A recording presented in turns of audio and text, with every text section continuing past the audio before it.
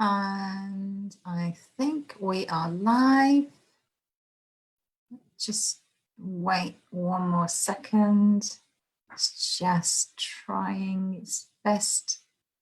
Oh, it's just dropped out at the last minute. Oh, no, it says we're there. No, we're live, it says. It says we're live, but it just can't show me we're live. Okay.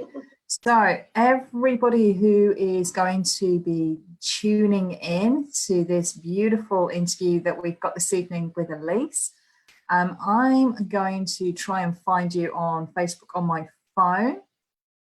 We have just a few techie issues going on here at the moment. Let's have a look. Okay.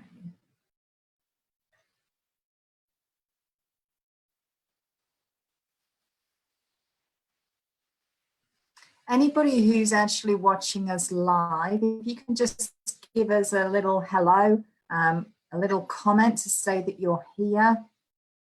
We'll see if we can find you on the phone.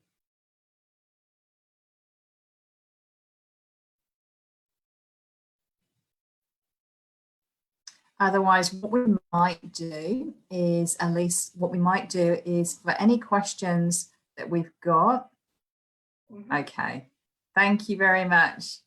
Excellent, we're in.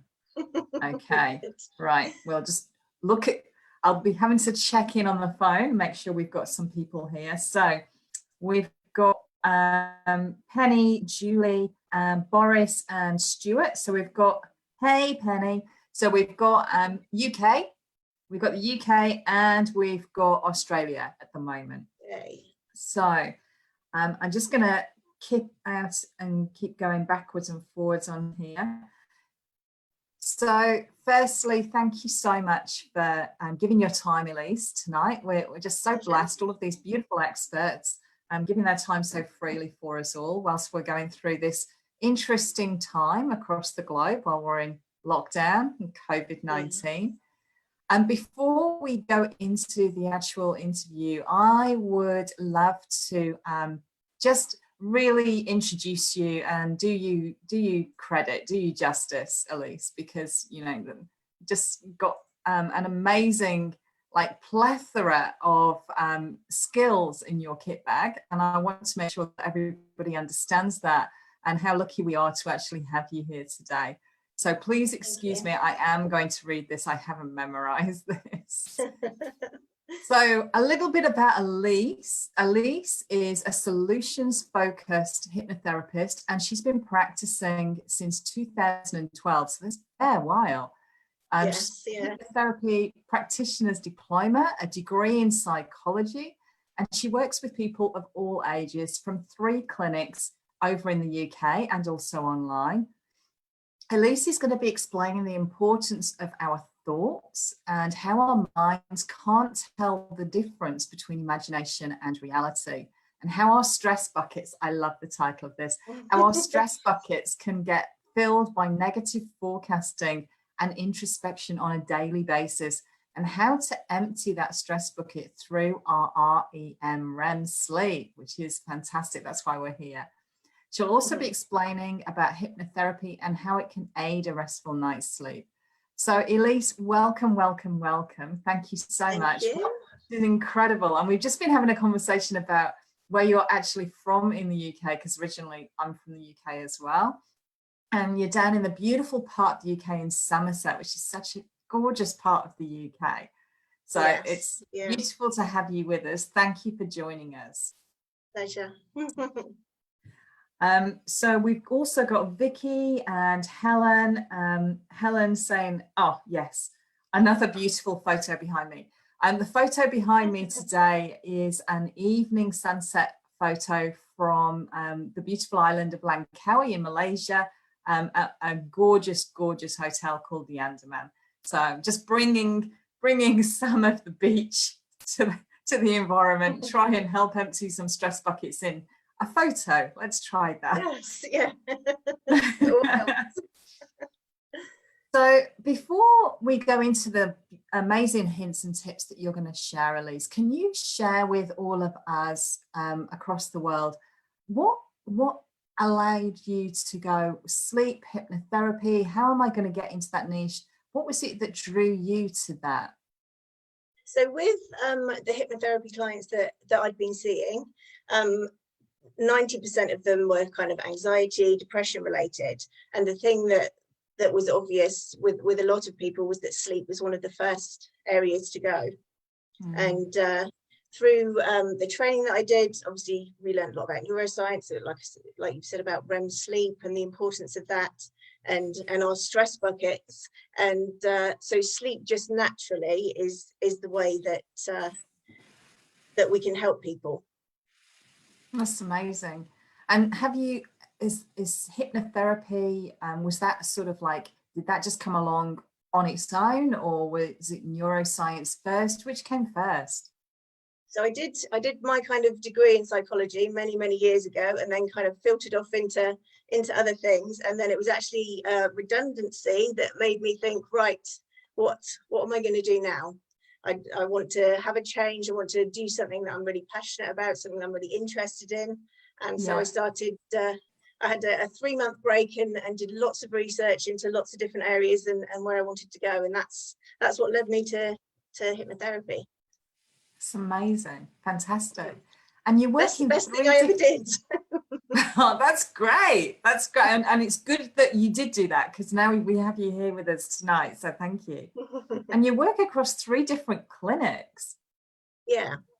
So I work in Somerset, in the area that I live. I work in 3 different towns so that I can kind of spread out a bit and see lots of different people and people that obviously can't travel very far. They'd come see me in clinics, but now obviously everything's online because I can't see anybody face to face at the moment. So that's been I'd see occasionally people online, but now everything's online, isn't it? So it's been a bit of a change for me as well during this time. Yeah, I think we were saying that with our guest last night, and we were just saying, this learning curve of moving from face to face, not only for the practitioner but for the client, is just like, oh, well, will it work online? Will it still work the same as me seeing you in person? So how would you explain that to somebody who was, maybe has never tried hypnotherapy before, doesn't really know how it works? How would you explain that to them about working across a TV screen, so to speak? Yeah, so some of the kind of the therapy side of it that we'd go through before we do the hypnosis is getting the mind really focused on what things they want to achieve, what things are going to be better for them, what their kind of preferred future is going to be rather than where they're at now. So that is the same as you and I talking now. So that flows quite seamlessly. And then when we do the trance bit, the hypnosis bits, if they're at home, they can relax in a chair. Some people will lie on their bed. And we just do that bit, and I just talk to them, have the camera position so I can see their face, their breathing, so I can see what's going on, and it works just as well. So wonderful. It's been really good. I've even hypnotized a few cats. Really? I have 2 cats. Maybe one of ours actually needs your help, Elise. We'll talk afterwards. But yeah, their cats will wander in and just settle down and relax with it as well. So yeah, it's been interesting. I love that. Oh, Vicky says, my grandmother came from Somerset and came to Wellabadar to be a governess on the Wellabadar station. Wow, there you go. So many people have moved from the UK to Australia. It's incredible. Okay, so if you have any questions as we're going through, hey, Karen, lovely to see you. If you have any questions for Elise or myself about hypnotherapy, sleep, or anything that we're covering tonight, please just post your questions below. And if you're watching after the live, just put #replay down below in the comments and tag Elise and myself so that we don't miss your question, because it's quite an active group and there's over 200 members now. So we don't want to miss your question, and we don't want you to feel as though you've been ignored. So Elise, I'm going to hand over to you now. Whatever tips you want to give us now for emptying our stress buckets. Is this something that we can do whilst we're just sat down? Do we need to be stood up? Do we need to be in a different room? What sort of like activities are we going to be doing? So with the kind of stress bucket theory, it's really about understanding the power of our thoughts and the way that we're thinking. So it's more, rather than sort of having a relaxation technique, it's about understanding the power of our thoughts at the moment, and the fact that our minds really can't tell the difference between imagination and reality. If we're thinking about things in a negative way, our brain prepares our body as if it's a real life event, which is when, you know, the kind of fight or flight areas of the brain start to activate a bit more. So yeah, so it's really about recognizing, you know, things that we're watching, things that we're reading. If we're constantly consumed with all of the news and what's going on, and the figures and the deaths, all of that is creating stress in our minds and is going in that stress bucket that we spoke about. So yeah, so our stress bucket is basically in our minds. Every single negative thought that we have goes into that stress bucket. The higher the stress bucket gets, the more that kind of bit of the brain is activated, that more primitive area of the brain is activated. And that's which is the part that can help us deal with danger, all of those kind of things. So if that bit's activated, especially when we're trying to go to sleep, we've got no chance, because that bit of the brain is saying, I need to be awake, I need to be alert, I need to be ready for action. So that's the bit that we need to try and relax and to calm down.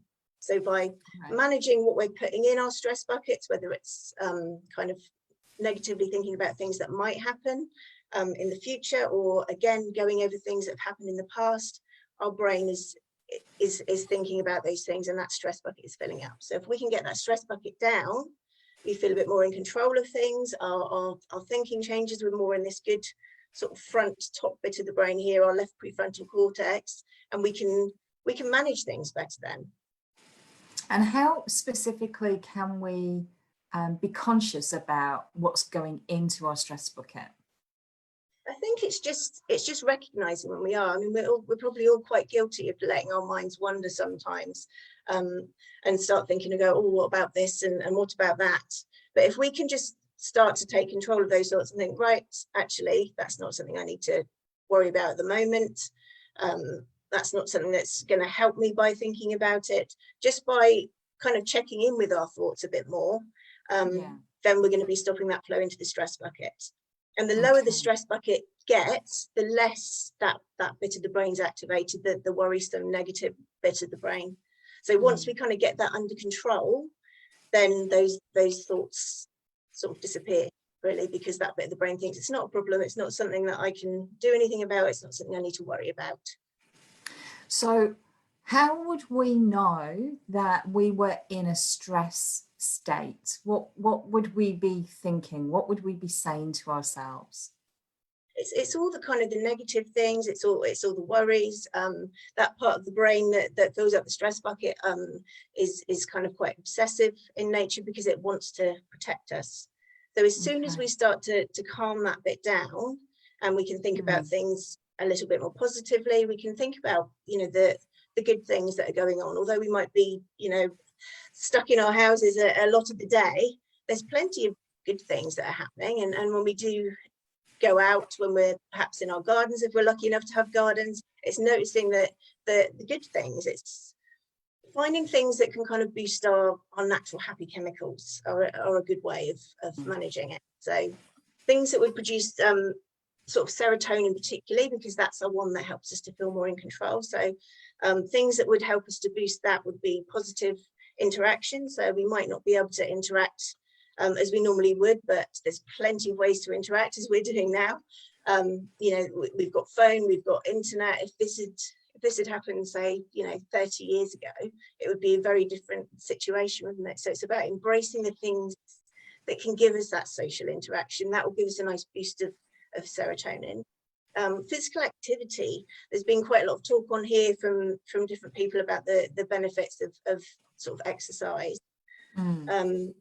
And it's got to be something you enjoy. If you want serotonin, it's got to be something you enjoy. So, you know, being able to go out for a walk, doing yoga, you know, aerobics, whatever it is that you enjoy doing, that is a really good way to boost those happy chemicals, which can help you feel more in control. And then the third kind of area that we speak about is positive thinking. So just having a bit more time to think about the good things. And when we've got that nice flow of serotonin, we feel good, we feel in control, we feel we can cope with things. We're not going to be chucking stuff in that stress bucket then.